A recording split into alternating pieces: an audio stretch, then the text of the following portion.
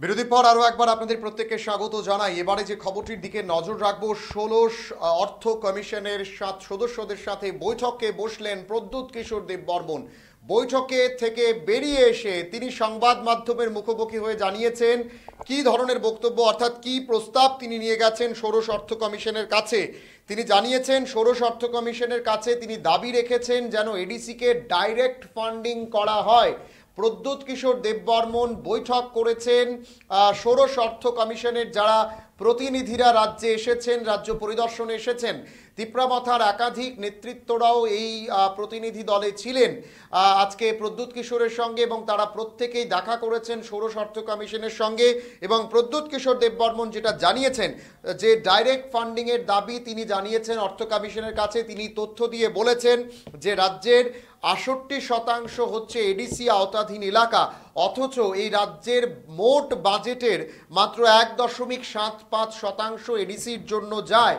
অর্থাৎ এই জায়গা থেকে দাঁড়িয়ে এডিসির যেন পয়সা আরও বাড়ানো হয় এবং এডিসির যে ফান্ডিংটা হয় সেটা যেন ডাইরেক্ট ফান্ডিং করা হয় এডিসিকে, অর্থাৎ সরাসরি যেন অর্থরাশি এডিসির জন্য যেটা আসে, এডিসির জন্য পয়সাটা যেন সরাসরি এডিসির হাতেই দেওয়া হয়, সেটা যেন রাজ্য সরকার থেকে এডিসিকে না দিতে হয়।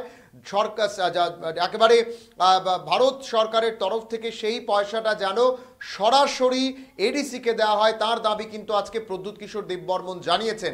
একেবারে যুক্তি দিয়ে তিনি বলেছেন যে ৬৮% ল্যান্ড হচ্ছে এডিসির, অথচ রাজ্য সরকারের বাজেটের মাত্র ১.৭৫% যায় এডিসির হাতে। অর্থাৎ তিনি কিন্তু একেবারে স্পষ্ট সে কথাটা বলেছেন। আর্টিকেল 280 যে বিষয়গুলো রয়েছে সেই জায়গা থেকে দাঁড়িয়ে ডাইরেক্ট ফান্ডিং যেন এডিসিকে করা হয় সেই দাবি আজকে কিন্তু প্রদ্যুৎ কিশোর দেববর্মন ষোড়শ অর্থ কমিশনের যারা প্রতিনিধিরা এসছেন তাদের কাছে তুলে ধরেছেন। কি বলেছেন আজকে অর্থ কমিশনের যারা সদস্যরা রয়েছেন তাদের সঙ্গে বৈঠকের পর প্রদ্যুৎ কিশোর দেববর্মন সেই বৈঠক থেকে বেরিয়ে কি জানিয়েছেন সংবাদ মাধ্যমের মুখোমুখি হয়ে শোনাবো আপনাদের। कमीशन से वही बात हुआ है कि डायरेक्ट फंडिंग होना चाहिए एडीसी में। हम लोगों को आर्टिकल 280 से जो गवर्नमेंट ऑफ इंडिया का प्रोविजन है, government of India has to give us direct funding. आज के दिन 68% of Tripura is ADC area, लेकिन फाइनेंस सिर्फ 1.7% का बजट का आता है। ये सब बात हुआ है। अब देखते हैं कि फाइनेंस कमीशन अपना रिपोर्ट गवर्नमेंट ऑफ इंडिया को कब देता है।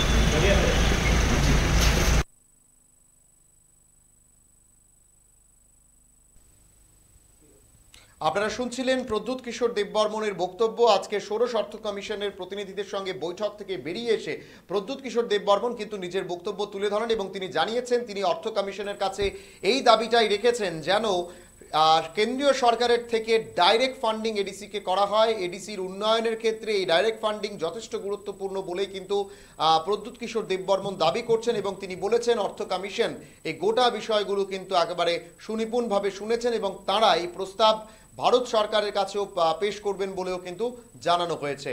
এখন সময় ছোট বিজ্ঞাপন বিরতির, সঙ্গে থাকুন।